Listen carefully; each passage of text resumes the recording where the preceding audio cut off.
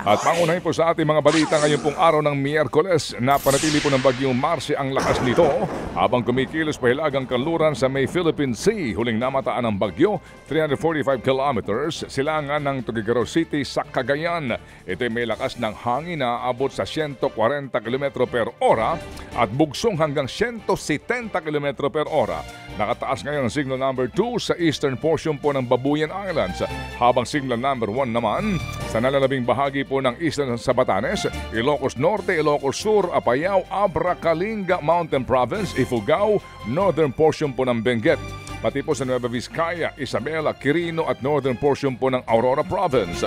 Ayon sa Pag-asa, asahan na daw po ang malalakas na ulan at hangin sa mga nabanggit na lugar. Gayon din po sa Bicol Region, Quezon, ilang bahagi po ng Luzon at ilang bahagi po ng ating Kapuluan. Suspendido naman ang klase sa ilang lugar sa Hilagang Luzon dahil pa rin sa epekto ng bagyong Marce.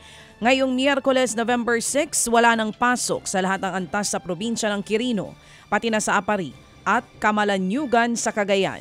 Suspendido na rin ang klase mula preschool hanggang senior high school sa mga probinsya ng Apayao, Ilocos Sur, Dipakulaw sa Aurora at maging sa Ilagan, Isabela. Sa ilang pang balita, nataasan po naman ng National Disaster Risk Reduction and Management Council o NDRRMC ang forced evacuation sa Batanes at Cagayan na posible daw hong daanan nga ng bagyong Marce. Ayon kay Defense Secretary Gilbert Teodoro, dapat daw ay maabot ng lahat ng LGUs ang zero casualty sa bagyo. Kaya po nakahanda na rin ang AFP na tumugon sa kalamidad. Naka-pre-position na rin daw ho ang mga relief goods na naman at mga rescue boats sa ilang pong lalawigan na posibleng tamaan ng bagyo. Sinibak naman sa pwesto ng Presidential Anti-Organized Crime Commission o PAOC ang kanilang spokesman na si Winston Casio.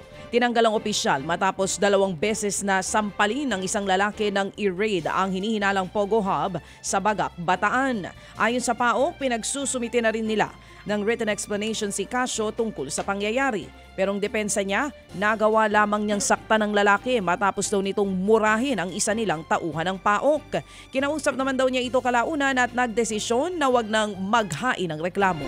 Samantala po naman, nagpasa po ng karagdagang ebidensya ang PMP-CIDG sa DOJ kaugnay po sa kasong human trafficking na isinampa laban kay Cassandra Leong.